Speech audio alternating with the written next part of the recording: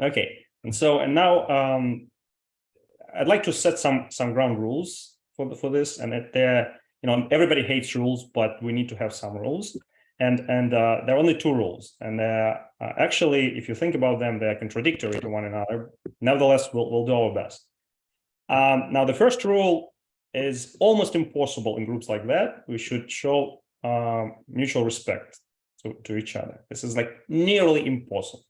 Whenever people start discussing theories of everything or anything that is beyond the textbook material, people start becoming angry and show mutual disrespect to each other. So one rule is that regardless of what stupid things we say, we should just keep respect. Very hard, I know. We'll do our best. Now, if I see that there are some tensions and people start fighting, I'll just use my privilege of being the moderator and will mute somebody or do something even more nasty to you. Now, this is the first. The second one is actually, as I said, contradictory to the first one, but very important. We want to have a critical thinking discussions. We want to be critical about the ideas that we propose. And that is what will probably most likely separate us from many crackpots that are contacting me daily via email or other social media. And the problem with that is, yes, they have very good ideas, but unless people themselves are not starting asking critical questions about what are the ideas based on, even in principle, like we don't need to write mathematical equations here. So if people don't develop that skill, this will not work. Now, why are they contradictory? Well, I'll tell you why those two things contradictory. Because if somebody is presenting to you some theory of modification of general relativity, and you know general relativity very well, that your first reaction is to call that person stupid, right? And say, go study general relativity in the textbooks first, and then come back, we'll discuss it. And so what happened here? That the person was not critically thinking, he didn't learn general relativity first, and I was offensive to him, right? So violating both rules from both sides. And it was hard for me not to say those things just because I do know what general relativity is. That's just an example. So if we can keep those two rules in place to the extent that's possible in such a discussion, I think we'll make a lot of progress. Now I want to move to questions. There are so many questions. When I looked at them, I said, like, there's no way we're going to get through them in 10 meetings, but we'll do our best, right? And by going through one by one through all those questions, we'll develop a way for us to exchange ideas. Maybe we'll answer some of those questions to our satisfaction. Maybe we'll form collaborations out of this. People may share good ideas. Maybe we'll tell other people that, look, this is the place where crazy ideas can be discussed, but those two rules have to be respected. Okay, so if this will work, if this happens, this is great. If it doesn't work, okay, I tried, right? All right, so now I'm going to move on and share with you the questions that I decided we should start with. Not because I think they're the most important questions in the list, there were some much more important questions, but because those questions form basis to the discussion that we're going to have. So I will start. So there'll be three types of questions. There'll be questions about physics, and I call it neural physics. It's a different type of physics. It's a physics where we try to describe physical phenomena with neural networks. Again, I realize not everybody here is a physicist. Nevertheless, we should have those questions answered. That'll be the second type of questions, where we'll be discussing more biological things. And again, it's okay to express any ideas as long as we have those two constraints imposed on us: self-respect and being critical. And the third one that for this group meeting that we'll discuss, third type of questions, is in between philosophy and psychology, and that will be consciousness, right? So there'll be a bunch of questions of consciousness. So neural physics, origin of life, biological, and consciousness. So let's get started, all right? One by one, I'll just read the question. I tell you what I think it is, what the answer is, and then any one of you can chip in, express some ideas. So there'll be many questions, 15 questions, so do not waste all of your intellectual resources on just one question. Just it will be a long discussion. It will probably take us more than an hour to go through this, but still. Okay, so Vitaly, may I ask you just a question, if you don't mind? Go ahead. Yeah, interruption is okay at any time, so it's a good, right? Go ahead. Thank you so much indeed. What is the purpose of that? I mean, will at the end of that process, which may take days, well learning, right? Well learners and months, will we publish something? No. Wait, I don't mean Yale University Press. I mean, would that be some sort of a paper prepared so we can all come back to it and look at the results of the discussion? What would be the result? Alex, you're asking me the question that I cannot answer now. Okay. All right. I do not know what this group of people is. I don't know who will come to the next meetings.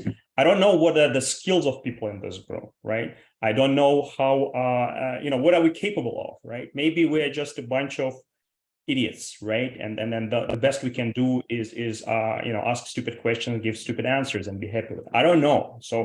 But I can tell you what are the options, right? So before we move on, options are we can create collaborations, we can create discussions, we can set important topics. I would wanna, like, out of all those group meetings, also form video series independently, where I will just take all of the ideas we had and create actual videos where it explains, let's say, what does neural network theory tell us about physics? Right. What does neural network tells us about philosophy? And of course, I'll need help from everyone if I am to do this.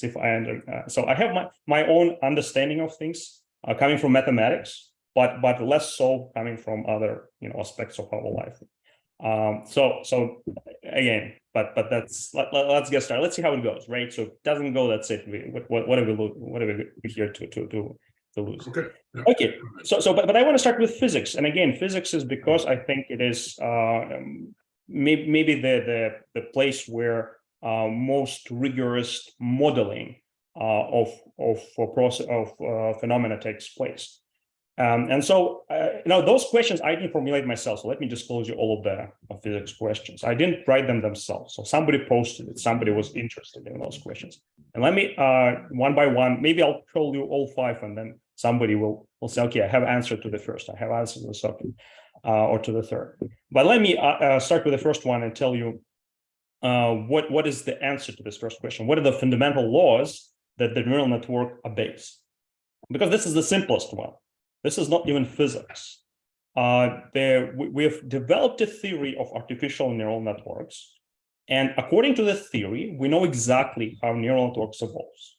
Yes, it is a model of the real biological one, but hopefully it contains all of the necessary ingredients for learning and doesn't contain something which is not essential for learning. So it has the most important part that comes with learning and doesn't have this extra stuff, biological stuff that comes with biological method. And so those are the laws. And now, can we write down equations? Yes. And what is interesting that they will see that there'll be 2 types of variables, and this is very different from everything we've seen in physics. There are really 2 types of variables: the variables that are trainable, and that is non-trainable. The smart variables and the stupid variables. Okay, you always have that. And then you can ask, well, how do one type of variables changes, and how does the other type of variable changes? And there is a description for that. So one changes according to the activation dynamics, those non-trainable variables, and trainable change due to the learning dynamics. And that is very new. This is something that we didn't have in physics before. And in a way, the standard physics, all of the variables are stupid. They all devolve some predetermined activation-like dynamics rule. So that's my answer to the question. If somebody wants to chip in, ask me a follow-up question on that, any format is fine.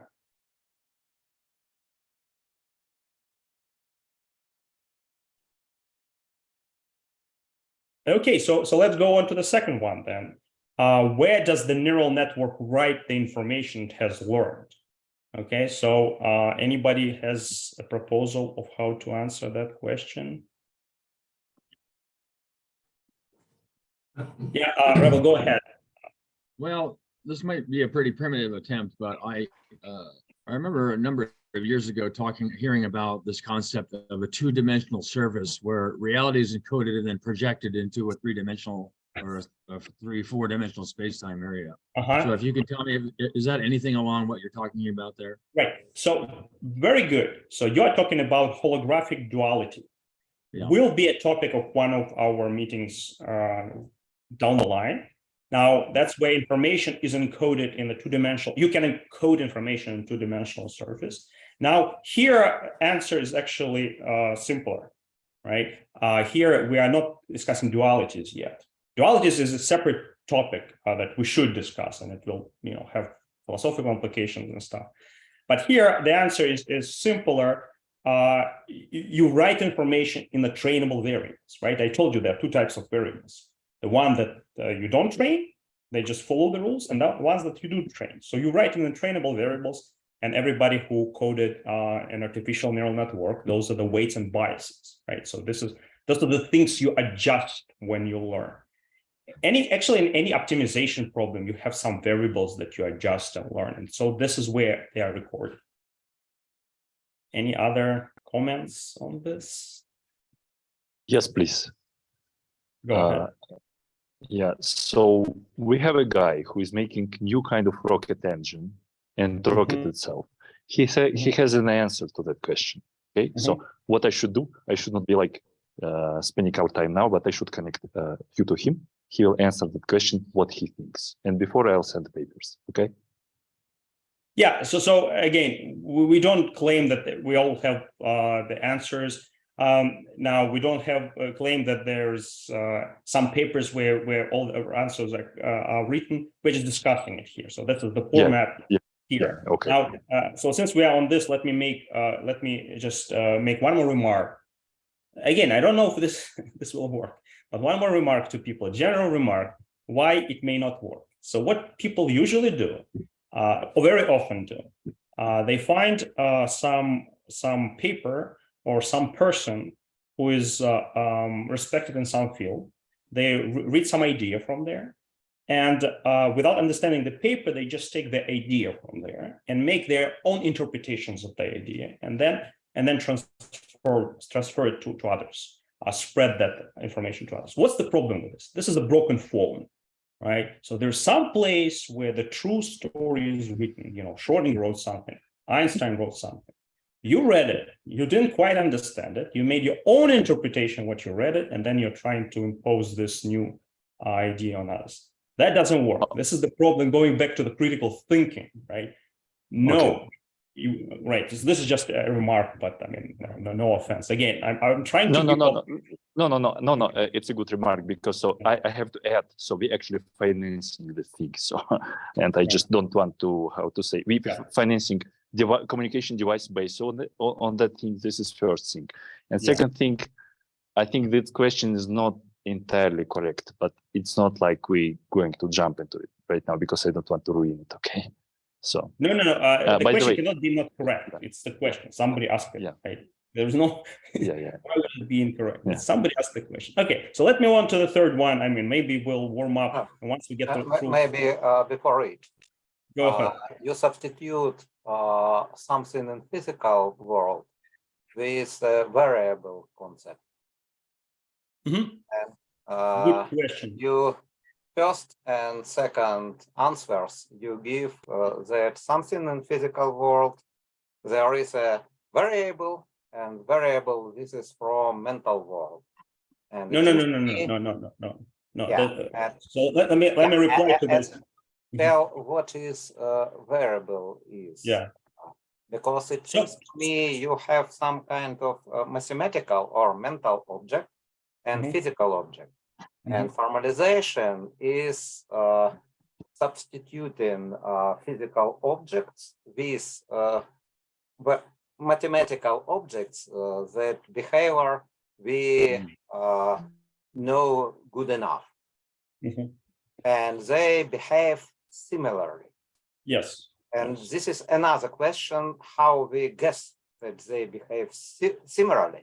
Experiments, critics, all the science about this. But it is very hard to me to listen for these fundamental laws, not separation between these mathematical objects like variables and physical objects, something that behave like variable in formulas. Okay, so I think this is a very important comment, and let me just there's one question that wasn't there that I will ask. How do you actually construct physical theories? So somebody, you are deported to some other universe. You have no idea what the laws are there. You open your eyes and you're trying, well, how do I construct theories? And the only tool we scientists came up with is the following.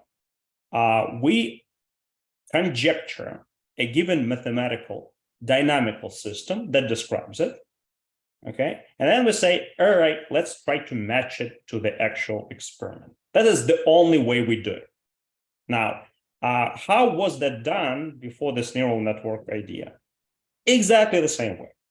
So there was a classical framework where people say, okay, there are variables in this classical framework, mathematical variables that are position and momentum. There is a laws for dynamics, which are Hamiltonian equations of motion. And those two things, the variables and the dynamics, explain how the classical systems evolve. Then quantum mechanics came around, and the notion what the variables are and what the laws were changed. But the approach to modeling was the same. So what is in quantum mechanics? In quantum mechanics, the state vector, the Schrodinger state vector, is your variable. And Schrodinger equation is its dynamics. Again, the same idea. This is mathematical framework, comes with variables and the dynamics. Now we come and so if somebody asks me, what is the fundamental law for classical mechanics, I'll tell you, well, it's a Hamiltonian equations of motions and the conjugate variables. What is the laws for quantum mechanics? It is the Schrodinger state vector and Schrodinger equations. If somebody asks me what are the fundamental laws for this dynamics, I say, well, these are now the two types of variables and two types of dynamics. Yeah, but do you distinguish in your texts physical objects and these dynamics like mathematical formula laws? Yeah, so physical, you can because right? When I read your text, it's mismatched constantly, and from time to time, it is very difficult for me to distinguish when you speak about physical reality and when you speak about reality that you coach in your formulas. Yeah, and that's because we don't know any other ways of doing it, right? So again, yeah, I understand, but so it's I'm about speaking. Yeah, how you say about it. Right. Because when of my position, I am from Ontolog Forum. No, that's perfect. I mean, this is maybe a very important point to make here. But again, this comes back to how do you construct theories? How do you construct theories? Do you construct them as a purely mathematical objects that describe something, or you think about them as have some physical? Is mathematical object. Exactly, it is, and yes. but then they apply to physics and special procedure to match this with physical reality. Yeah. And when I speak about theories for reality, when I in research mode, I prefer to distinguish. Now I speak about theory. Now I speak about reality. Now I speak about theory. Now speak about reality. Theory about this computer, reality, computer in reality. And when I speak, this is theory of, and show you computer and physical world, this is something wrong. And it seems to me when we speak about macro objects, then we can perceive, we distinguish this. But when we speak about some kind of neuron, and I wonder, neuron in reality or neuron as mathematical object, because neural in reality, it can be one and several theories about this neuron. And this is all about neuron, because type is in neuron and description is different. Okay, so let me Anatoly, add one more layer to this discussion. So I will not only say that there is theory, okay, theory, mathematical theory, complete object that knows how it evolves. I'll add one more thing to there. I'll add phenomenology. Okay, what is phenomenology? Phenomenology is, again, you are in some new universe, you open your eyes, you're trying to model it, and you're saying, okay, I need to model this. Well, how do I do that? Well, whatever happens with me, I need to model. What do? I go to my toolbox of theories, I pull out the best theory I have, and I match it. Now, once I matched it, okay, now is it true that everything I have with a theory has a phenomenological test to it? Okay, or not? The question is usually not. Usually not. Usually your theory knows a lot more about the physics it models than you can really model. Yeah. And that's kind of why we cannot equate them, of course, but we have to distinguish what do we mean when the universe is a quantum system or the universe is a neural system. All we are saying is the following: we have a toolbox of quantum physics, we have a toolbox of neural physics, and they are pretty good to describe the universe we live in.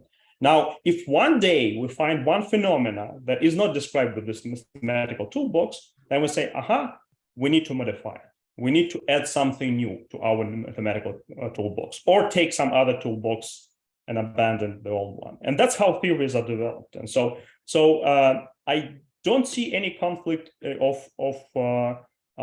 studying math on itself, okay, and then studying phenomenology of that math as a separate thing. Just have to keep in mind that certain things that math tells you just will never be able to predict. Like multiverse is a good idea, good example, right? You don't see other universes, yet mathematics show you it's there. I'll give you another example. Fields. There are lots of quantum fields you heard about.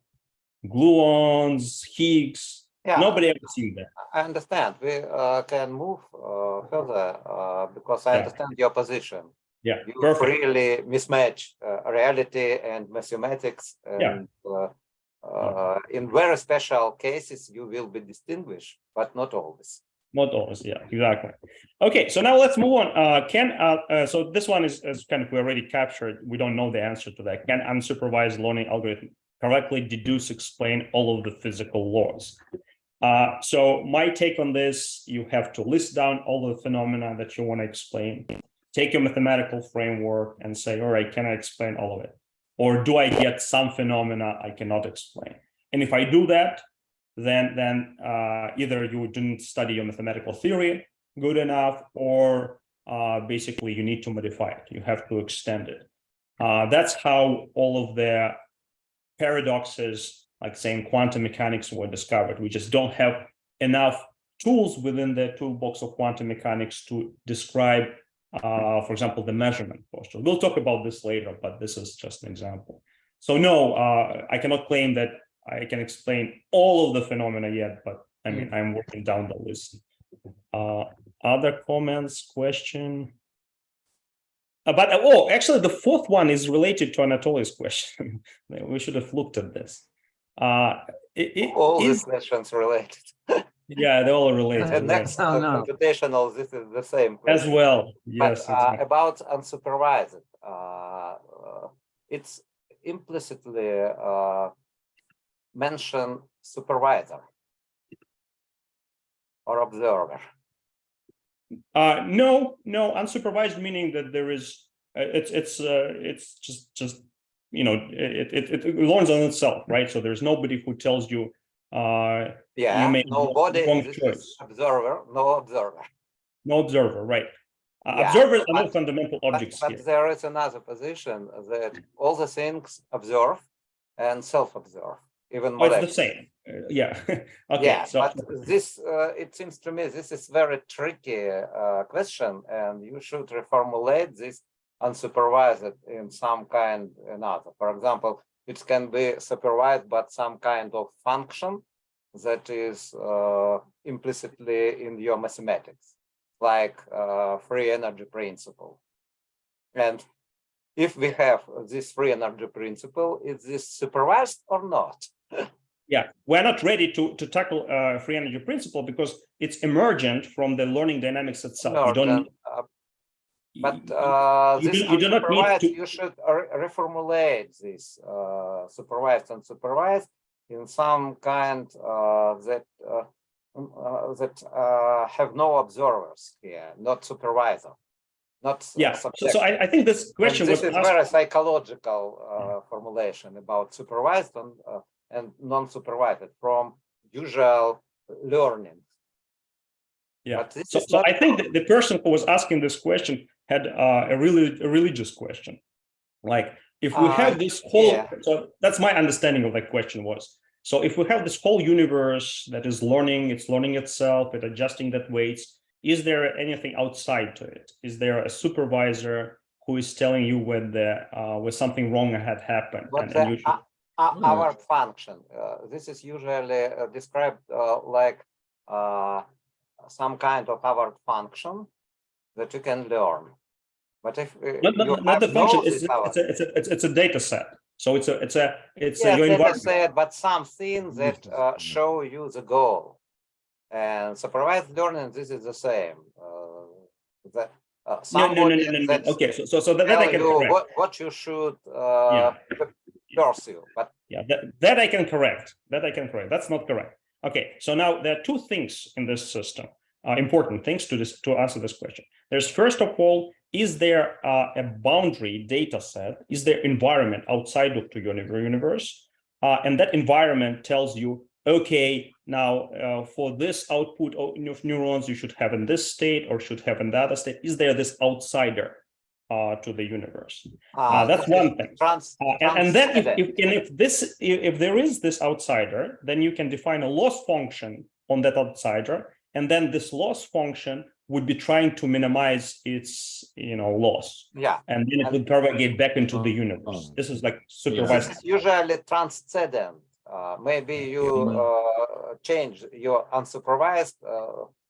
So Rebel has something to add. Yeah, just a real quick point. I guess you've lost me. If we're talking about loss functions, I'm lost now because now we were looking at this, and then I just the conversation has wandered off into your physics land. And for those of us who aren't physicists, that's what I'm saying. Yeah. Okay. Good. So let me just go back to rephrase it so that Rebel and non-physicists understand it. So as we said, there are two types of degrees of freedom. They are trainable and non-trainable. But the trainable are always trying to minimize something. They try to adjust themselves to minimize something. So that's something we call a loss function. Okay. So this is it can be local loss function. Now in biology we'll get to it. It's equivalent to log of the fitness, but this is what you should be thinking about. So it's a loss function. Right. Now, but the question that Anatoly was asking is where is this loss function? What is it? Now, if this loss function is inside in the bulk, right, everywhere locally, then there is no need for dynamic to take place. There is no need for the environment for external degree of freedom from the universe to tell how the universe should be evolving. And so this is in this sense you don't need a supervision for such a thing. However, there might be that we perform our experiments and we deduce that actually there is some information from the outside. Whether it doesn't have to be at the boundary, like of our Hubble patch. Boundary, it may be even a local degree of freedom, which is being adjusted not due to the dynamics of our local evolution, but from something else. If we do see that, then we'll say, well, there is a supervision.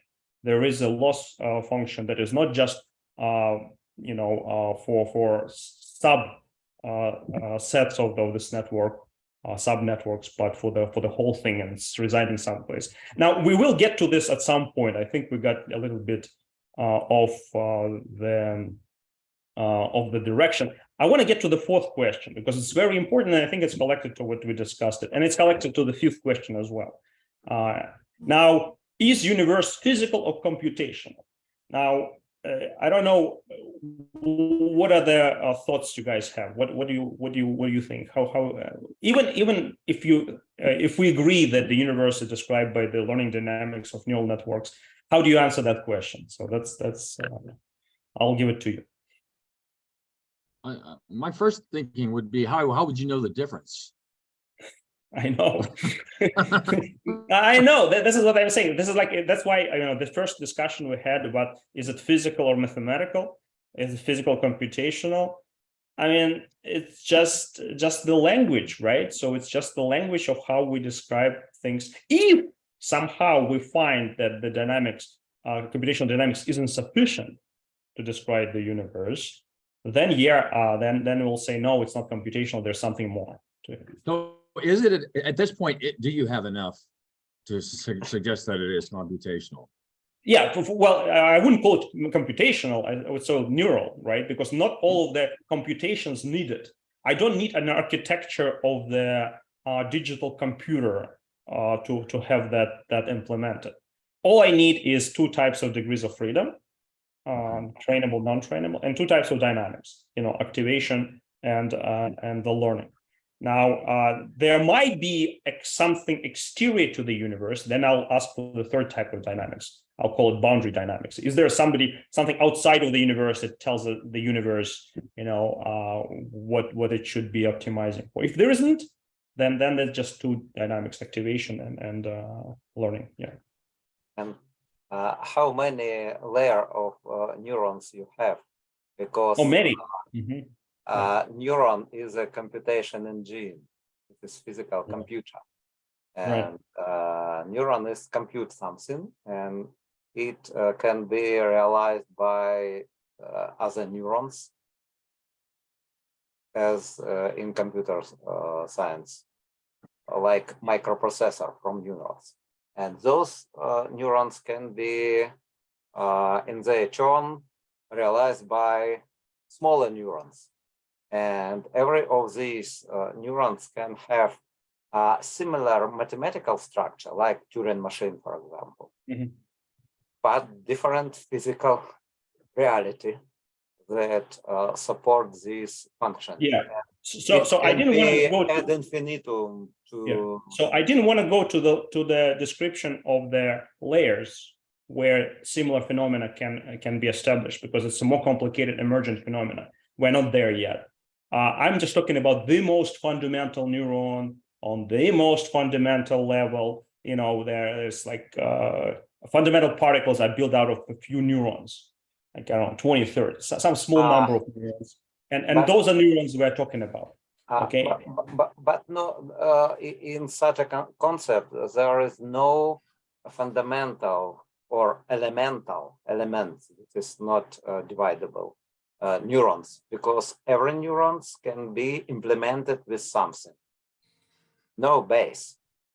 Yeah, but okay. So now we come back to the Occam's from razor. Mathematical point of view. I have to raise the Occam's tell razor. about, for example, row and infinite row and renormalization group. But in logical point of view, there is no end, no elements. Yeah. So again, constructing a theory, we'll have to rely on the Occam's razor. Okay, because if we don't, it will be a dead end for us. So Occam's razor tells us we'll just go down in this hierarchy to the scale that's needed, and we'll not go beyond that. All right. Now, unless we need it. And so right now we go to the scale of the Planck scales, and that's where all of those fundamental neurons live. We don't go beyond it. Actually, if there are something beyond it, then we would have to suggest an experiment to see how we can test that hypothesis. So for now, we don't do this. But you asked a question about layerness, and so let me system theory, to that. Because we speak about systems. In system theory, it usually we have a system and element as non-dividable subsystem. But in contemporary system thinking, they reformulate this and in ISO 15288 standard, they have all the systems. Systems consists from systems, and no elements, because every element is dividable. Right. So again, I mean, you tell to me that there is something quantum in the very bottom.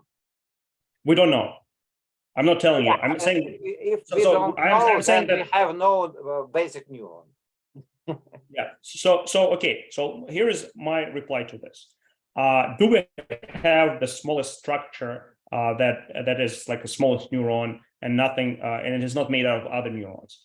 Now, the answer to this question comes from the paper that we wrote on the emergent quantumness. So if there were nothing, if there was a hierarchy before that, so if there was like even smaller and smaller neurons, then you would not be observing the effect of emergent quantumness, where the neurons come in and out of existence, and kind of they are the fundamental scale of where this fluctuations takes place. Now, however, I from one side I say yes, there's probably the smallest neuron there is. On the other side, I say, of course, it can be separated by many orders of magnitude of even smaller neuron, and then we would not be noticing it at the experiments that we are performing on our scales. So we don't have the answer to that. We don't have if there is like turtles all the way, or there is a cutoff that we don't have the answer to that questions yet. However, I mean, it is an important question, and when I say it comes razor, it is we would say like let's cut it off and ignore all of the neurons before, because they're not essential for modeling what we see. Okay, so let me answer the last question. I want to move on to biology. Really, physics is so exciting and stuff, but we don't have physicists in the audience, and so somebody has to correct me. And okay, so let's go to the last one. I'll just make a quick comment that, and it has to do with duality. It's very deep idea is that there are actually, what we call mass and energy is just one way of describing something that has other descriptions. And we call it mass and energy in the description of the classical or quantum physics in this language. And in the other language, in the language of learning dynamics, it has something else. It is more related to the loss function. And so basically then you say, what is emergent? Is it mass and energy emerges from the information learning from the loss function, or other way around? Well, of course, if I claim that the neural networks are fundamental, then all the physics that you see around us is emergent from that, including mass and energy, and also including other things. Now, however, if the situation is opposite, and we do see the opposite situation as well, actually, we have this physics around us, and out of that we claim that biology emerged. Not me, but other people claim. You have a Hamiltonian mechanics of classical physics, and out of the blue, that gives rise to the biological organisms. So then they would claim, no, mass and energies, and Lagrangians, Hamiltonians are fundamental, and the biology and neurons and learning is emergent. So I take one side of you, other people would take other side of you. Okay, other people want to chip in and say yes. Katya, you've been quiet and you have so many comments usually in the Facebook. Maybe you should say something. No? Not yet, I think. Not yet. All right, you're waiting for the biology and psychology and all that complicated stuff. All right, let's get there. All right, biology, origin and life. 5 questions that change the world. Let's see what they are. Now, this is the question that is often asked in biology, never answered in biology, and never asked in physics. And for that reason, never answered in physics. So this is something that is in between physics and biology, and we're trying to see whether it's possible to have an answer to this. Now, the only answer to that question I knew about, I'm a cosmologist.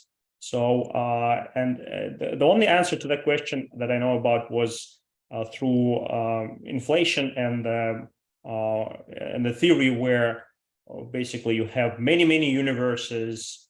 In some universes there is a good chemistry to produce complex enough molecules, and they have been produced, and after that, evolution kicked in, and the usual biological scenario followed. That's the usual idea of describing it. However, there is a huge problem. I, as a cosmologist, tell you that kind of makes, at least it makes no sense to me, but maybe to others as well. It is hard to imagine how this could have happened out of the blue. Like you have there are two problems with it. First of all, you really want to have many universes with very different chemistries, and then only one of them would, or very few of them would actually have exactly right set of the fundamental parameters, so that the molecules can form, or organic molecules can form. So that's one problem. You really need to assume this multiverse. And the second, even if you do make this assumption, there is the second law of thermodynamics. And despite of, and if you look at it, then you will see that there is no way the universe where entropy constantly grows will form any type of organism at all. There's just no go. It's not possible.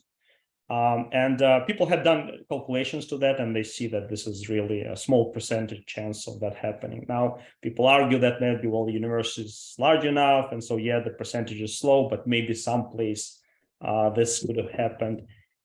I don't buy any of that. Okay, so that's my view. But before I tell you the solution that I think is more appropriate, what do you think about origin of life? What you just said about thermodynamics? I missed that. Yeah, so basically, there's the second law of thermodynamics that we know very well. We've tested very well, and it tells us that if you take any system, that eventually the disorder will grow. Like, look at your room, like it becomes more and more messy, right, with time, unless you start to clean it up and doing something with it. Now, it's very hard to fight it. It's very hard to fight it. There's an exponential factor.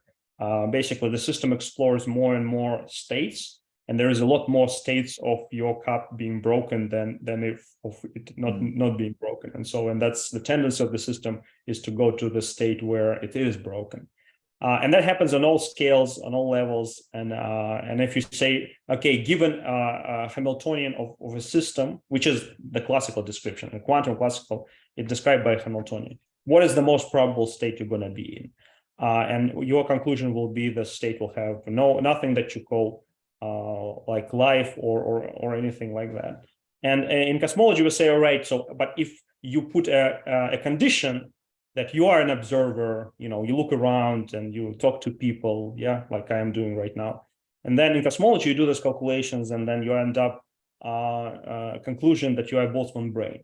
You are just, I'm just sitting here and hallucinating about having a Zoom discussion of this important problem. This is the most probable state I am in right now. I'm just hallucinating. It's just a single head floating someplace in the cosmos, trying to reason with itself. And it's hard to fight those. There's like exponential factor. It's hard to fight. And yeah, so that's a problem. So if somebody has, I mean, I'm sure philosophers thought about this a lot, and we have a philosopher here, so he can tell us what his thoughts are. You mean me, myself? Yes. Myself and I. Well, let me just say one thing first and foremost. I think what is really important in our conversation is that we need, at some point, think of compiling some sort of a dictionary. We all understand things differently, and we understand different things under the same name sometimes. Wow! I'm gonna upload to that. And I think before we do that, before we compile this dictionary, and we need to do it after or before, preferably, we enter into discussion, because I do understand that we cannot do it before. Yeah, things which are enormously complex and which we understand. But let me go back to a very simple question. Now, what is the question number one? Seems to be very obvious and straightforward. What is an origin of life? But let's pause for a second and let's try to define what it means, origin. And the other question, what it means live. We talk about organic life, we talk about non-organic life nowadays. I'm glad we have a philosopher here. Okay. And we will talk later on about intelligence. How do we define intelligence? What is intelligence? Right. And so on. Before we clear this ground, before we do that job, and it's a very tedious one, and I understand it's not extremely exciting and very interesting, but from an academic point of view, it's just a pure waste of time, because we exchange our opinion, what we think, but it's good if we have managed, if I have established with you some sort of understanding, Vitaly, but for the rest of the group, it might be completely unclear. So let's do that first, and then we continue. Because as soon as we end up in philosophy, my dear, that will be the end of the story, believe me. Alex, first of all, I'm happy you said that. First of all, do not underestimate the ability of other people to reason. And so, my claim, I wasn't ready to say it now, but my claim that everybody is philosopher, right? So we're all philosophers. Unfortunately not. And we're all philosophers. The difference between us, we just use different toolboxes. That's the only difference. Like, we're all philosophers. We're all trying to understand, what the heck we're doing here. Right? But then please define what you mean by philosophy, Vitaly. Sorry. Please first define what you mean by philosophy. If I'll tell you or everybody else that you know what, everyone is a mathematician. You'll tell me, Alex, what is 2 + 2? Yeah. So Alex, I'll answer all your questions. Please. But just bear with me, okay? So my understanding that we're all philosophers, we have different toolboxes. I have my toolbox, not because I believe in that toolbox, it's because this toolbox allows me to answer all of those questions. Now I pull it out, I open it, and I use those tools to answer every single question you just answered. What is the origin? What is the life? What is and I can answer all of them just because I use a given toolbox. Now, if we do not agree on the toolboxes, then of course we'll have different understanding of things. Now, why is it important to have a dictionary that we all understand? Because we want to exchange ideas that you formulated in your studies, I formulated in my research. We want to be able to exchange ideas. The biggest problem is actually communicating those ideas along different disciplines. It's like nearly impossible. Like, I can give you an example, like mathematics and physics, very close subjects. The very same concept will have different names. People will refer to different people who discovered those concepts. And it's a mess because of that. Now, yes, we do need a common dictionary to go from one place, but more importantly, we need a toolbox. We need that something that allows us to formulate ideas. And I'm proposing that this may be toolbox. This is methodology, and in our case, this is epistemology, how we research. Right. And this is methodology and epistemology. But I want to prevent you to have a dictionary and asking questions like these 4 questions: how to define. This is about dictionary and definitions. Living versus non-living. And one of my position, I am in trustee board of Ontolog Forum. This is computational ontologists that exist in our age of neural networks. They still exist, and they have these 10 years ago discussions and 100 years. Let's start with something. Okay, let's be more specific, right? I am specific. Have a text and narratives, not dictionaries, not definitions, but something synopsis maybe. But many different terms for many different concepts that related and they have usage in a text. Yeah. Okay. And this is way better than all these definitions. Okay. So I'm supporting both ideas. Okay. I'm supporting ideas of having dictionary when it's possible. I'm supporting ideas of not having dictionary as possible, but I'm still want to move on, guys, because we do not know yet if we are going to speak the same language in 5 meetings from now, right? So if we do not establish a common ground, it will be hard to move on. So let me just try to establish a common ground by looking at this one particular question. What is the origin of life? And trying to answer it within the toolbox that I know.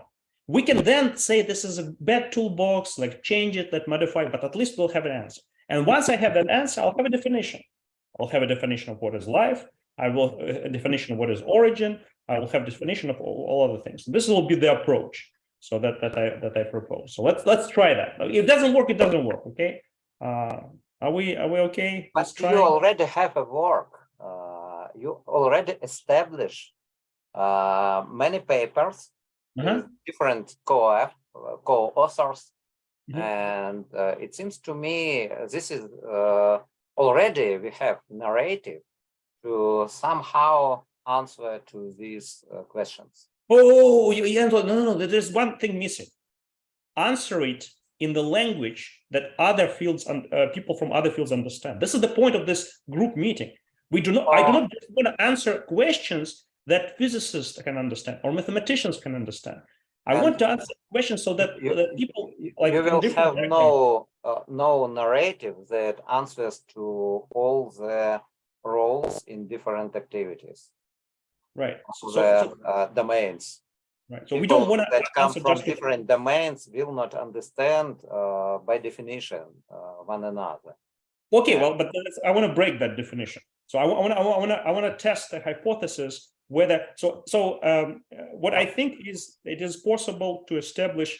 Well, I like the word dictionary because it's kind of a duality. It's a duality between physicists' jargon and philosopher jargon. Physicist toolbox and psychologist toolbox. The artist toolbox. Like all those people use different terms and do different activities, and they use different terminology and they understand each other. But if you put two of them in the same room, they will not understand each other. And I think the problem is with exactly the dictionary. It's how to translate the words that I say to the words that a person from some other group says. And if we can establish that dictionary through this more general toolbox, then the job is done. No, so let's just try. Let's just try. So my answer to this, I simply take your papers and give it to my students. Because they're able to follow. This, it will be not a very narrow ontology of a dozen of people, but a dozen of thousand people, and this will be completely another story. And all the historians, all the biologists simply will be learning this concept set. Okay, so now I'm going to tell you another goal that I have that I haven't told you about. So another goal is not just for people to learn, but to have it back and forth information flow. So I tell something to psychologists using the language that I and psychologists understand. Psychologists give me a feedback, okay? And now I know, so there is this new phenomena that I learned. I understand, I rephrased it in the language of this neural networks. Now I can apply it to developing machine learning algorithms or to developing, drugs or whatever, because I got this feedback. But feedback is impossible without the dictionary, and dictionary is impossible without this grander toolbox where all ideas can be formulated. So that's why I like the idea of having a dictionary, but the necessary condition for that is to have this grander toolbox where you can just formulate the ideas and exchange the ideas. For the first, define this toolbox, because it seems to me I understand it a couple minutes earlier, but not now. Yeah. So the toolbox is exactly the learning dynamics of neural networks that we've had before, right? Yeah. So the toolbox is like everything is just a learning system. It has a trainable and non-trainable variables. It has some loss function that is trying to minimize, optimize. And psychologists and biologists should learn this. Right, but the way to learn it is, I agree, but the way to learn it is to have those meetings where we can translate ideas across the board. And then like we can publish a brochure for philosophers, okay, this is written for you, especially a brochure. Yeah. Go ahead, take it, and this is the language that you can I use. understand your position, but it's easier for me to give your papers to this psychologist with some prerequisites from several different courses. Quite a bit. After this, you will be Okay, Anatol, you are a hardcore scientist. Okay, so you have a good approach, but not everybody is ready to. That's not scientist. I'm Okay, so just now let me manager. So we moved into the orthogonal discussion. Let me try to get back to give an example. Well, Alexander, pick since you are a philosopher here, pick one of the 5 questions because I cannot define everything. Pick one. And to do what? You pick one, and I'll try to answer that question using the toolbox. Oh. Or Revel, go ahead. I just want to throw an idea out once. I think before you can answer question 1, you have to answer question 4, because if there's no difference between living and non-living, if the universe is one, we're making progress. We're making progress now. Well, yeah, you rearrange the question. Yeah, and very good. So let's start with the next very interesting question number 5, learning versus survival. You know, perfect. You basically ask the same question in those 5 forms. You answer this. You ask the same question in 5 different questions. They are about the same. What is life? How do you define it? But not me, somebody else, and that's why I grouped them together. Okay, so let me just try start with a number 4. Okay, and the number 4 is important one. However, there is an answer that we gave to this. Now, in both living and non-living system, how we perceive them living and non-living system, the same type of dynamics happens. As I said, learning dynamics. Both of them are described by the learning dynamics and activation dynamics. What differs at this time when you go from living to non-living is a new scale appears. Okay, so this is like the fundamental. It's like exactly mathematical scale, mathematical difference. So in the non-living system, there are basically variables that are very slowly changing. They're basically frozen. They're constant, like the core genes you can think about. They define a given molecule. They are not changing. This molecule just stays the way it is, right? It learned its state. And then there are variables that change very fast. Molecule rotates, it shrinks, it has some modes, vibrational modes. Those are the 2 types of variables. Now, when the transition takes place, and then they connect into the more complicated molecules, and then you have this mass, this pool of long molecules that just float around and do whatever they want to do, minimize certain loss function, but you can also describe it in the language of Hamiltonians and Lagrangians. And then what happens is that they continue learning. They're continuing to trying to minimize their loss function. And at some point, they discover that it makes sense to share information. Not just learn from scratch, but to share. So I learned something, and I will share with the molecule that is of my type. And that process of sharing information was discovered just from one task of minimizing the loss. Okay, and once the system prepared to create this new scale of sharing and copying information, we call it living. Okay, just by definition, right? And now we know how that was the first phase transition of different types. So all other phase transitions before that were of physics type. So this is the only phase transition that has a non-physics type. It's a different one. You really have 2 different ensembles. Again, Anatoly is right. You really have to write mathematics to describe it. But I can describe it in simple terms. We have now a shared degree of freedom, a shared between the different molecules, and they all train that degree of freedom. So this is the degree of freedom, the new degree of freedom that appeared, and they started, training. I will train it. I'll tell you, what's the best new values for that degree of freedom for this variable, and that's different. Now it has nothing about living system we know about now, because that thing evolved further, and there were many more phase transitions as we see. But we are not discussing that. We are not discussing future biology. We are discussing this transition from non-living to living. Non-living has only 2 types of degrees of freedom, basically very constant, frozen, and then changing. And the living has the 3 types of degrees of freedom. Now it has this shared knowledge, intermediate degree of freedom. So that's my answer. So are you speaking to the origin of the development of life in the universe?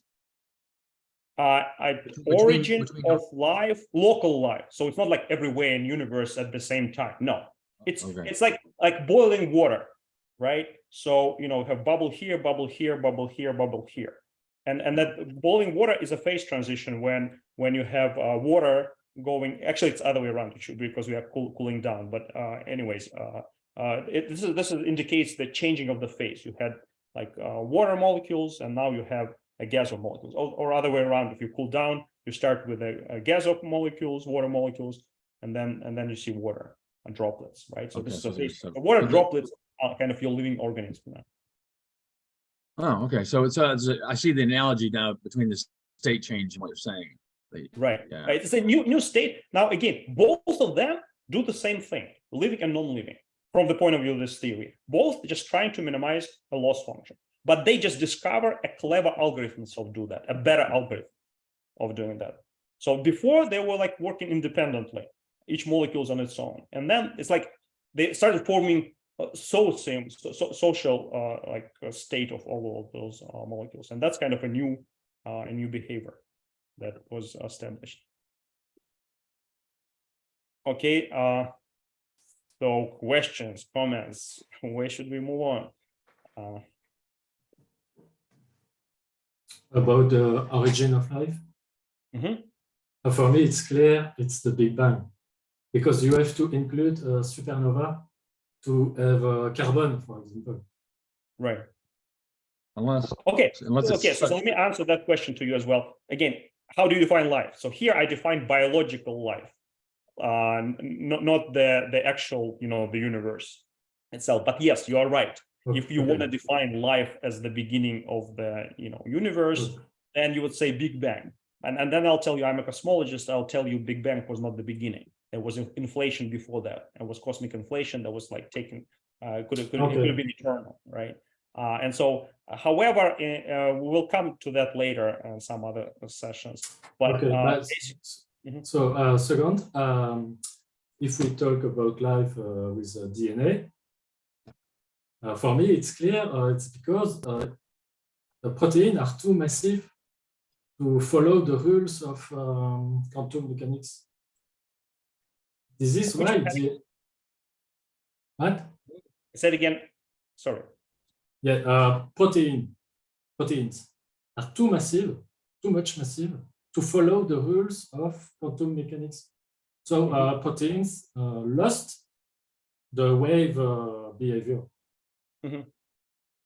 This is why. I mean, the stones are also too big to follow the rules of quantum mechanics. Rocks are also too big to follow the rules. Yes, but life, one property of life is to maintain its organization, its own organization.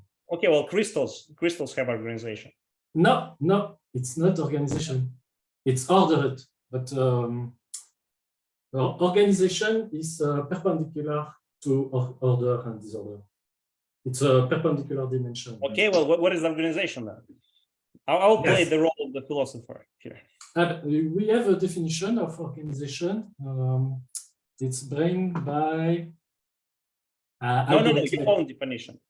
My own definition? No, I have not. I have just the mathematical definition. So first you have to... maybe you're talking about complexity, no? Complexity, yes. Oh, do you know how many definitions of complexity there is? Maybe more than people, in the universe. Complexity is not something that it's not like entropy, P log P, integrated with a minus. It's a lot more than that. So again, but I will agree with you that something does happen suddenly with complexity, with whatever definition is complexity, at the time when this third degree of freedom emerged, and because it's a shared degree of freedom. So now you and I share a lot of degrees of freedom. in our DNA, right? So we have genotype is huge, and then there's like a lot of things that are similar in us because we are all both humans, right? And so that is the shared degree. The appearance of this new shared degree of freedom that you and I are now training actually as we live is what we call life. So yes, something does have something happens with complexity, but this is the word that should not be used without formulas. Trust me, because this is a very difficult concept to define. There is a Kolmogorov complexity, of course. Yes, but not complexity of Kolmogorov is the measurement of order, but it's not organization. It's not the measurement. Yeah, of, so are you claiming that the observers have low complexity or high complexity? Do you claim that humans have high complexity or low complexity? It's in between order. Okay, well, then if it's in between, then it's not telling us what is it that was optimized. So I claim that the loss function was optimized, and that's when the transition took place. Okay, so yeah, complexity has a lot to do with life and appearance of fractals and stuff, but it's not the cause of the life. It is a consequence of life. So that's kind of what is the cause or what is the effect? Yes, because for me, an organization is a unity. Mm-hmm. And, so for example, an atom is a unity. A molecule is a unity of atoms. A cell is a unity of molecules, and we are a unity of cells. Yeah, but that's unity is exactly what I'm saying. This unity is a new scale being produced that unites us. That's what I'm saying. So molecules had already one scale that united them. They were of the same type, let's say, hydrogen atoms. And then there was a new scale what was produced, but not only the new scale was produced. Now we're actually we are training it. That's kind of the key point. Yeah. And then we have when we speak about unity, we speak about the problem of biological individual that unite. And what is the element non-dividable to as a unity of life? For example, gene or organism or population, because male and female, this is population. Mm-hmm. And then we have swarm and, for example, humankind and noosphere and other things. That what is life as an object? What type of this? This is set or mathematical object or property of some kind of other object. It's a property of matter, I would say. Yeah. So here the answer it's a property of learning matter, right? Yeah, and if I can gene, for example, in my cell, one gene. Is it life? Life is a property of this gene. A cell is the atom of life. Cell is alive, but not the gene. Cell is. Yeah. I would. Yeah. Cell it's the smallest self-replicating. But not organoid in cell. Like mitochondria, I don't know how. Well, with this definition, again, you can put any definition you like right on the table. You'll be happy. So with this definition, and this is a thing about definitions. Yeah. This is very but I think definitions is very. Yeah. The reason why I say there's important time when this phase transition took place because something very different happens after that, before and after. Before it was one ensemble. Yeah, but you should have some mappings between your set of concepts and usual different set of concepts like biology, philosophy, because all of them have their different understanding of life in different contexts. Well, that comes with a broken dictionary. Okay, so now because we just should, if we use one word, we just should all mean the same thing. And if we don't, then it's a broken dictionary. We should adjust it. But your Revel definition wants to say is something. not of your life. This Mhm. your definition is in another term. This is some kind of transition or shared degree of freedom, and this is property of shared degree of freedom. And after this, you should Oh, no, but show after that, operation of yeah, mapping this shared degree of freedom to different domains. sure. So How to once, define this, where yeah, it is or not. right. So what you're saying that it's true that other phase transitions may be thought of as life for other disciplines. So here I took a biological viewpoint. In this biological viewpoint, it is really this, replication and reproduction and sharing degrees of freedom is what caused this appearance of bio. And this is like the boundary between physics and biology that we explore. Revel wants to say something. Go ahead. Well, one of the things that interests me are the kind of the animals that exist on the boundaries. So you have, things like viruses that classical biology would say, well, this isn't really alive because it only has RNA. But, in my mind, clearly the virus does have an agenda, or even, these protons, these prion protons, right? Like the ones that cause the mad cow disease, right? Now, these are just protons. I mean, it's a string, it's a protein. Is it alive or is it not? Well, it can be a Viruses are parasite. definitely alive for me, but again, Yeah. So, but so where what do we can say like different degrees of being alive. We can also introduce that. So there are different degrees of being alive. So that that would be a question that, what's the answer? And that actually brings us to the next topic. I think this different degrees of being alive is connected very much to consciousness. Okay, how conscious a molecule, how conscious is a cell, how conscious is a multicellular organism, how conscious is each of us, how conscious is our group, how conscious is the entire biosphere. So I think that's and that brings us to this definition. So maybe we should just define life when something gets into biology, becomes biological, but also we want to have degree of being live, how live something is. And I think it is related to this concept of consciousness. Although people mean by this different things, and this is probably, again, where philosophers will argue with each other. Is there a hard problem, soft problem of consciousness, etc. But we have now a toolbox to answer that question. And before I do that, let me hear your. Before this, why you need a concept of consciousness? Because I'll tell you why. Because people use the word. People use many other words. And, yep. So I routinely cancel usage of many words.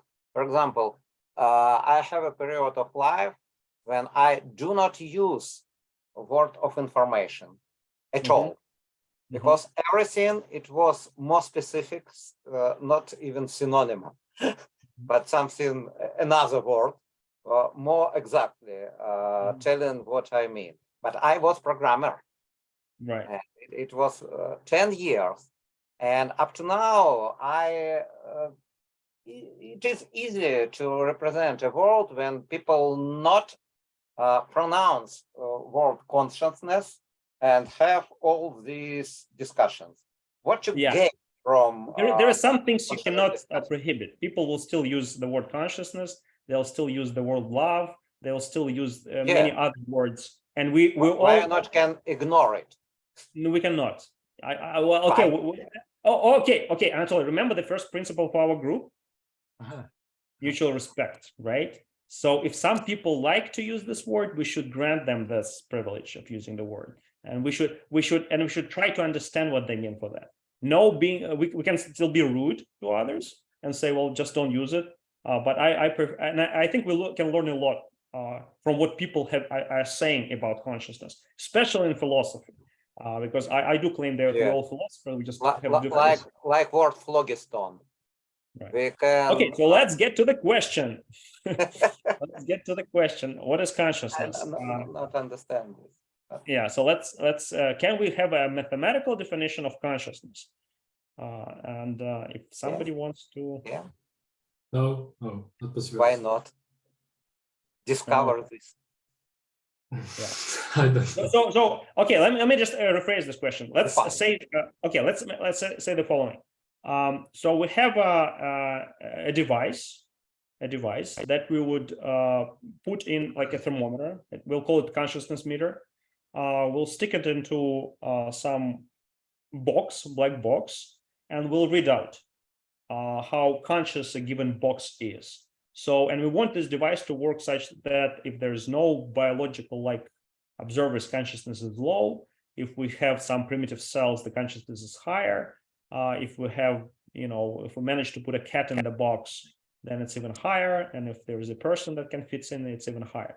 So we have this notion that there is more consciousness. So it's not like discrete consciousness, not conscious, but it's monotonic function that goes from zero for something which is very physical to non-zero, which is more of biological and life. And then we can also talk about the consciousness of a group of people, social consciousness, whatever that. So do you think it makes sense to have this meter, hypothetical meter, that would do the measuring? Would it be useful to have such a device? Maybe it wouldn't work as well necessarily because you might have interactions between the various levels that would create other levels of consciousness, and if that makes sense. But great, that's great. So it should take that into account, right? The more layers. Yeah, well, if it was a good enough tool, okay, yeah. Yeah, so that's the whole point, right? So there are more layers in this hierarchy, and the molecules start collaborating, created cell. Okay, that's consciousness. I would like to propose the definition of consciousness as self-awareness. And in the self-awareness thing, the problem is that you can't be more self-aware and more self-aware and more self-aware. And then you can theoretically assume that it's possible, but then at some point, well, it would be a super or mega self-aware and then the meta self-aware. What is self-aware? Consciousness is fundamentally awareness of your own existence, of your What is self-aware? What is self-aware? Yeah, that's a good question. What is self? We cannot define one good question, unknown parameter without. There's going to be, I think, other aspects in psychology. You have the subconscious, the things you're not aware of, the collective unconscious, right? The societal conscious. So how are you going to measure these things as well? Yeah. Hello? Yes, go ahead.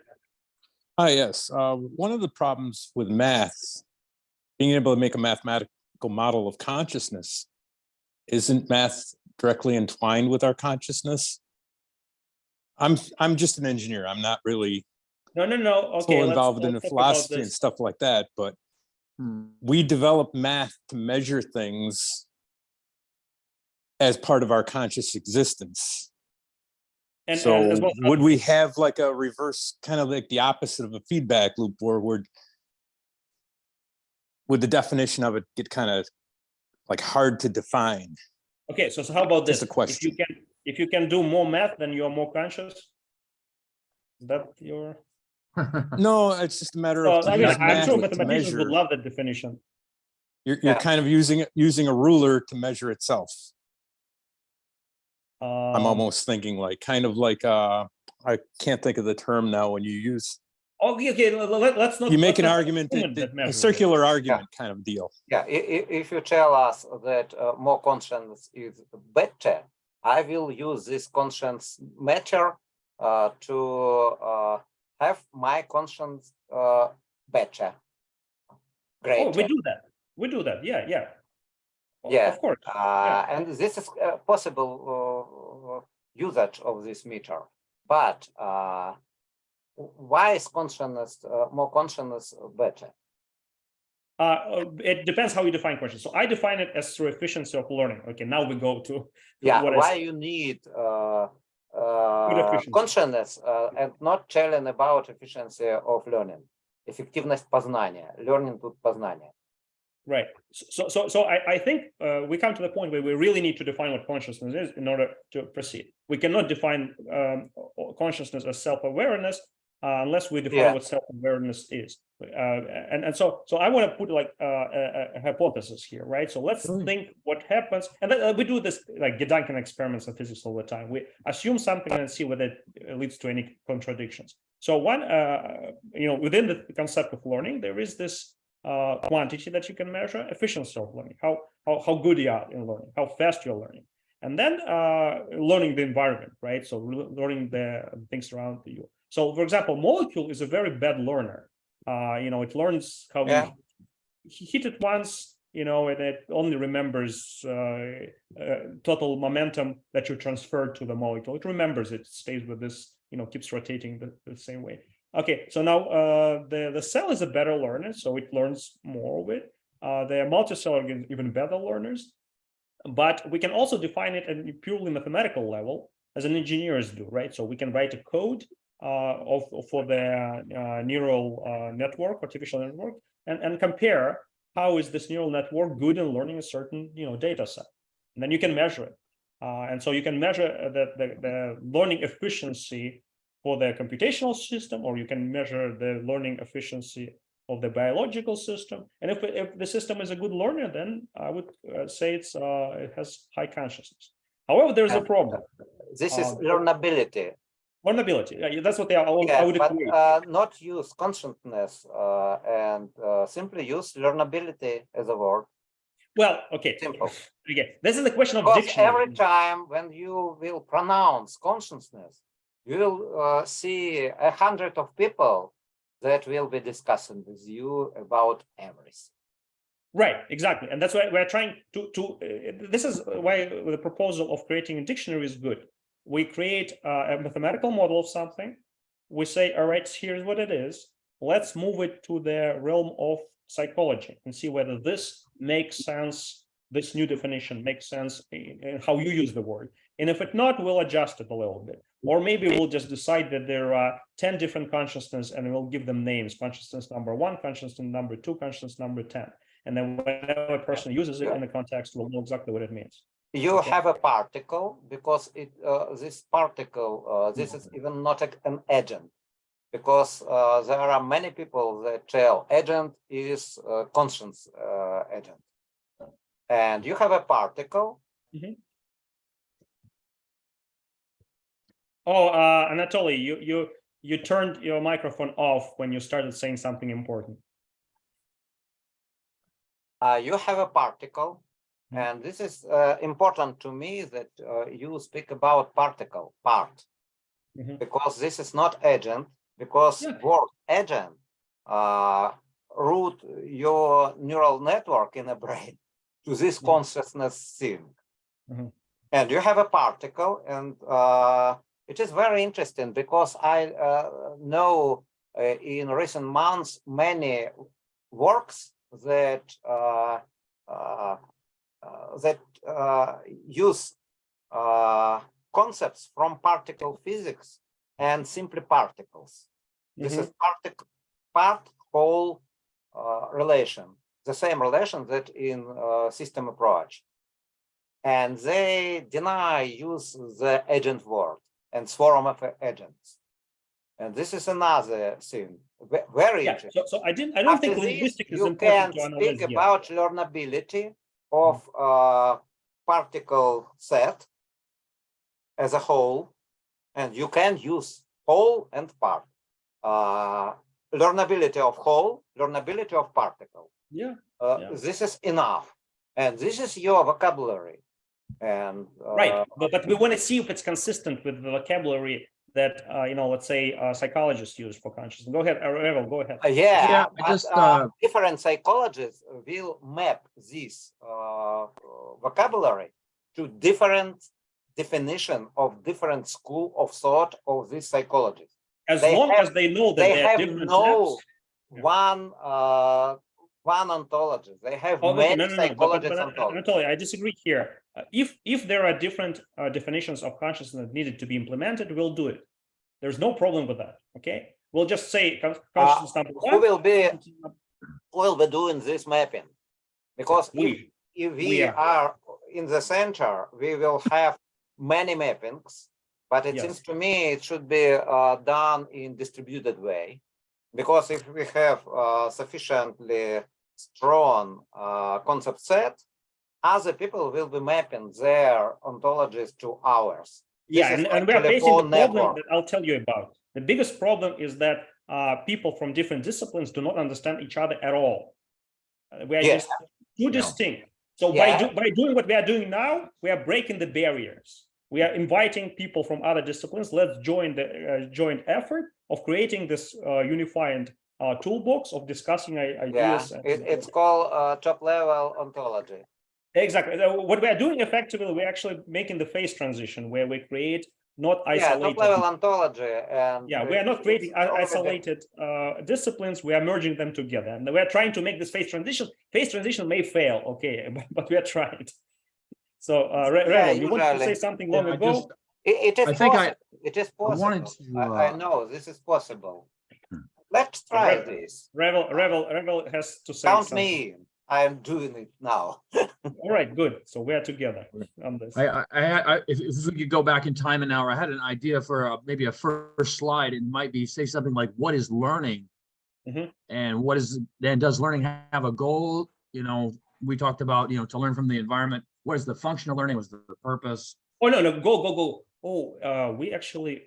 I don't think we even talked about what is learning, right? Oh, okay. So I wanted to. What is learning? Number What's 5. your definition? Yeah. What's the definition of learning? That is maybe right. Kind of a basic question. No, the definition of learning we already described that the learning is nothing but there is a function that you're trying to minimize. What is that loss function? Is research. Like you're trying to find the right loss function that describes a given system. However, there are these 2 proposals here with number 5. I just wanted to quickly say that, and I'll switch back to consciousness. It was a philosophical. It was more a philosophical inquiry than a Right. What is more important, learning or survival in biology? Right. So you would say that within the learning concept, learning is fundamental, and survival is emergent. It's only if you survive you will learn more. Okay. Now, but you can turn around and say, well, in the usual context, it's survival is more important. You survive. And then because you survive, now you are capable of learning. So, and what differs is what the fundamental theory, what's the fundamental framework that you're working here. Here, the hypothesis is the fundamental framework is the learning theory, and everything else emerges for it. Okay, so sorry, moving back to. Sorry, about survival versus learning, but it depends what level of system we consider.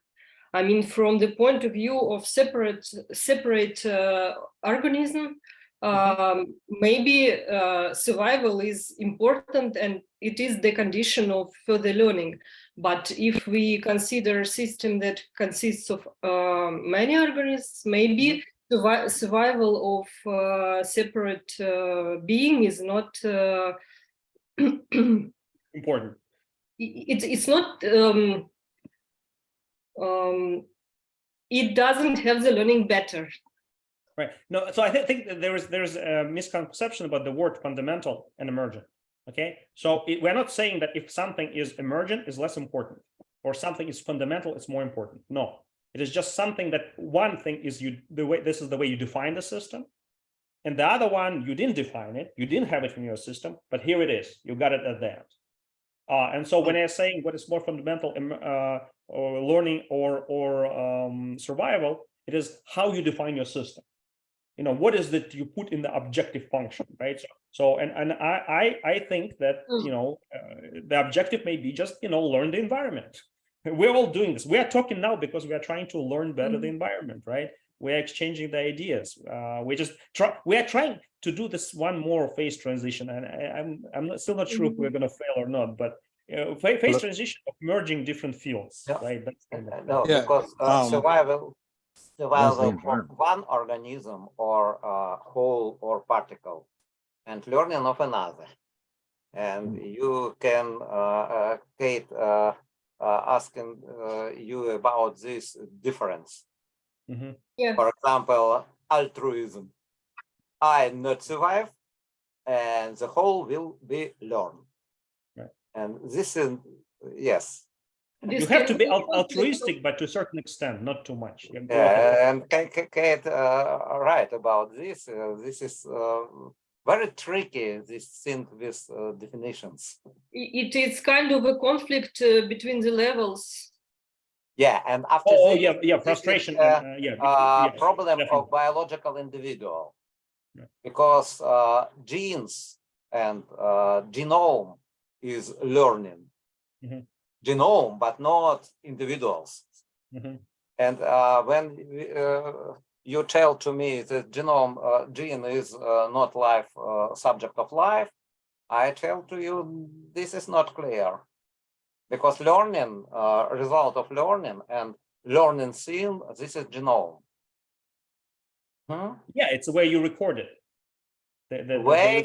Not way. This is a replicated scene. Yeah, of course. And of course. it survive. Yeah. And even not altruism. This The selfish information gene. survive. And this is the subject of life. And when we speak about all these objects, it is very interesting how you deal with these particles. Because gene is a particle, this is not particle, because this is simply description of some kind of particles. Hole is a particle. No, hole is not particle, because it have particles inside and particles outside, because this is hole is a part. Hold on. Well, and I think when you talk about, and you have some everything. And you have in the life these genes. Well, I think actually, Vitaly, you have answered this question that learning is fundamental from the point of view of the theory. It's, I think it's okay. It's just the next question is that how we can. What are the consequences of this answer that we can apply to some real life cases? That's right. And that's what we are doing here, right? We are trying to see what are implications, what are possible implications of that theory. But Donald, I think you wanted to say something, and then all the Russians started speaking, and then it's impossible to interact with Russians. Hello? Donald, hello again? Yeah. One of the things about learning that I've been kind of thinking about a bit, since you mentioned before about how, like, with evolution, everything becomes more chaotic as things go on. Learning is kind of the counterbalance to that. Yes. Because like when you have Formula One, say racing is one thing. When they start out with a new set of rules, all the teams come in with ideas. They're all vastly different.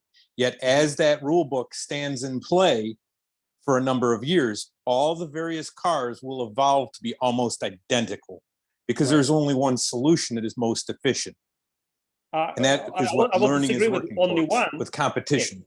Right. So Donald, you said many interesting things, but first of all, there is not only one solution. There's many of approximately similar ones, and so that's why we have many arguments, and all of them are pretty good in you know, in the environment. That's one. But you said another very important thing is that usual evolution makes entropy grow, and everything becomes more and more chaotic. And learning makes the entropy decay. It is when you do the learning, it is you are recording information like about the environment in your genes, in your trainable degrees of freedom. And that is essential. And that is essential in the dynamics. This is what makes this theory is different from the standard physics very much. And that's why it gives us this additional ability to model different phenomena. Could that be part of our definition of life then? Exactly, and that's what I'm saying. So this is right. So, but then you can take a view that everything is live. Yes, but if we are saying not everything, because not everything not everything does learn. Non-trainable variables, but it's only everything is live. Everything has trainable and non-trainable variables. It is only when you're talking about biological life, then you put a distinction at the origin of life. If you're talking about with some other person from some other department, and then we'll have a different definition of life is, and that will be different lives, and that's okay. Not only biological, because if I take this computer, you have some kind of genome, but this is mimome from mims in the plant that prepare this computer and sell it to me. And they change this every half a year. And this is techno-evolution. And difference only in I have genome in every cell of my organism. And this computer have its memo in another organism, techno-organism. But it doesn't But self-replicate. this is the same thing, the same thing. It doesn't Generation after self-replicate. generation. I have to Doesn't ask you to forgive me because I need to go. Unfortunately, it was enormously interesting. I'm terribly sorry. Nice to meet you, Vitaly, Alex. that, We are you going to know, wrap up. with my- Because, yeah. it's been- All right. It's till next time. Oh, in next week, we'll see that next time. All right, gentlemen. Okay, so we should be wrapping up now. Memo external to the particle. You should have at least two particles. And this is idea of David Deutsch that suggests constructor theory of replicator, then of transformer constructor that can transform something in the outside and can have a program to perform this operation and survive after this. Sure. Yeah, so this is another idea we'll be discussing a lot, that similar phenomena happens on different levels, and we'll see them appearing. And that's why kind of this group is good, because we are really trying to replicate those ideas. But this more general definition of life, because this is cover techno evolution, not and there are biological more. evolution. Yeah, and we are this struggling is very now helpful with because I use it immediately. Yeah. Because it is continuous delivery in software. This is the same thing. Right. Okay, so let's try to get through those 5 questions before we all get too tired. So next question is, what is the relationship between mind and body, and how do we explain? Sorry, I'd like to add to this consciousness matter point.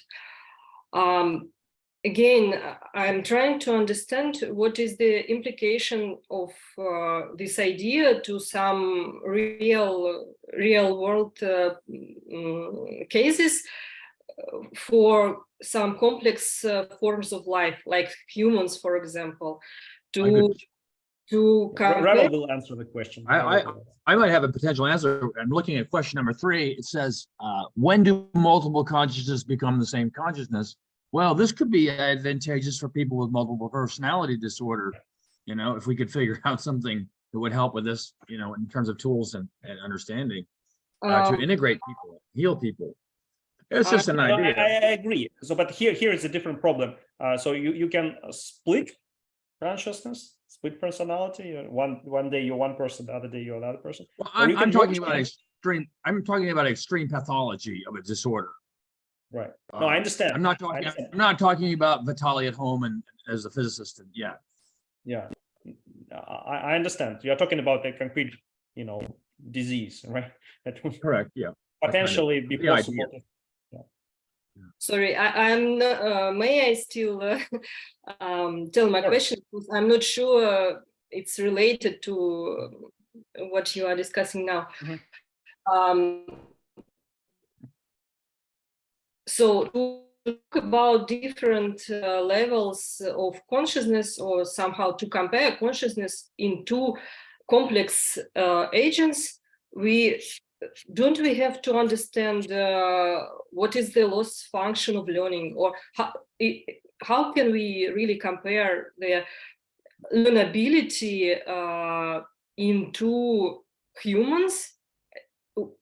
So you're asking a very difficult question now. So we are saying that if it is learning on all scales, maybe jumping up to considering loss function for a given human is too complicated. Maybe we can first start with and that's why I started with physics to start with. Now we move on to biology, maybe do some biological cells and stuff, and trying to figure out what the loss function there. And then So like a custom 3D printed. Donald, your can you switch off the microphone? Yeah, I understand. Yeah, so and then we gradually move on, and once we move on to higher scales, we start to model and understand what is the right description of the loss function in every of those scales.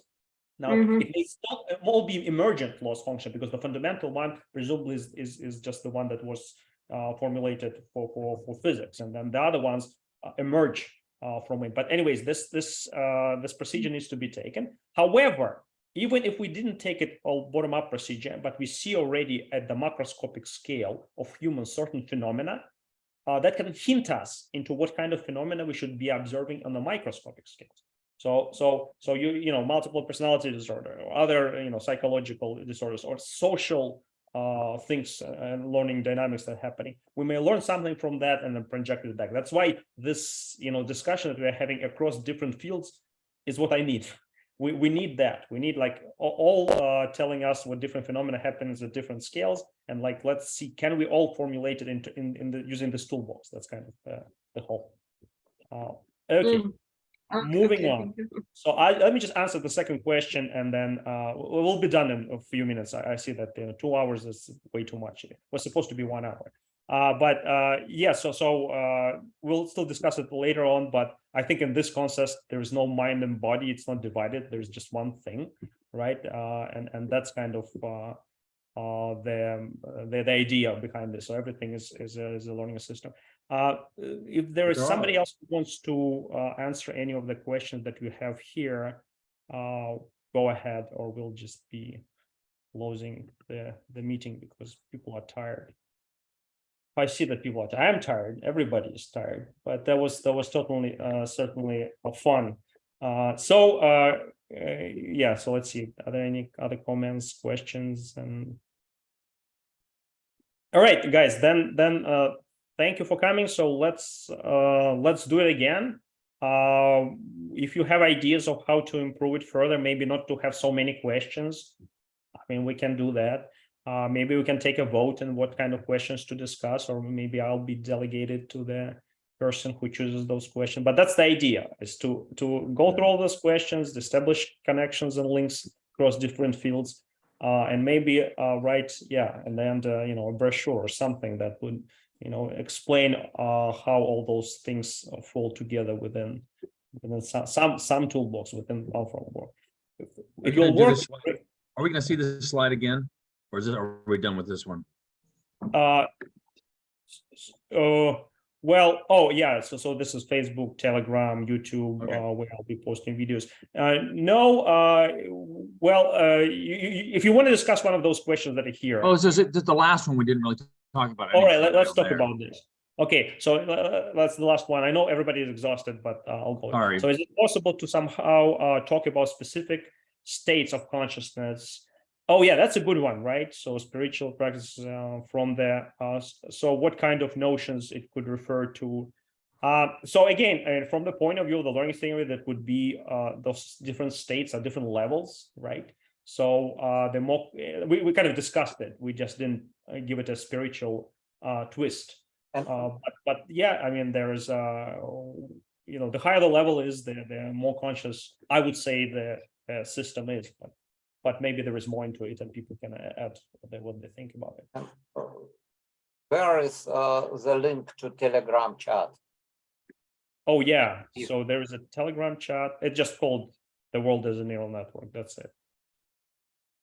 And this is where I'm going to be posting the YouTube videos. I haven't posted yet, but there'll be a playlist called "The World as a Neural Network."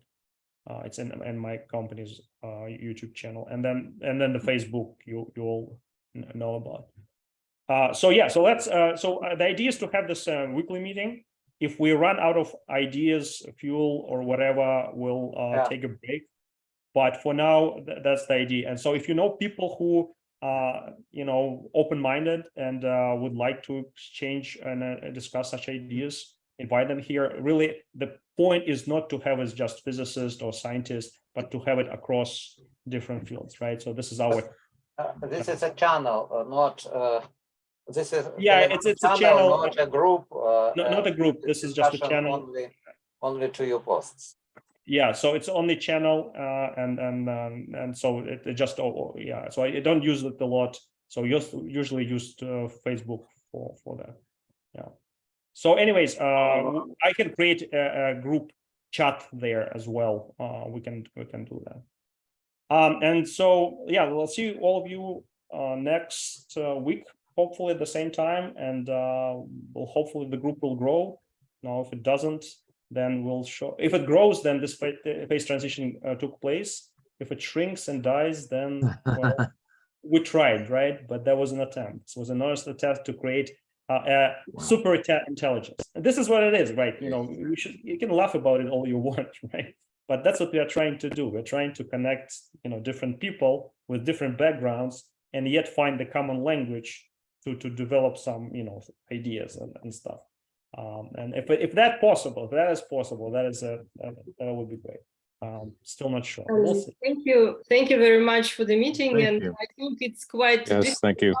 you started, and great respect for your patience and moderation skills as well. Well, I'm yet to develop those skills. Hey, I'm learning. I'm still learning how to You're doing moderate. really well. I see it's quite difficult to get through because no one really understands. We're all different, going right? on, and we just have to have some. I think we all have some patience to try Yes. to let it emerge. Yes, great. Emerge into something that we'll see soon. Okay, perfect. Thank you so much, guys, for nice words, and I'll see you everyone in a week. Bye bye. Thanks. Bye-bye.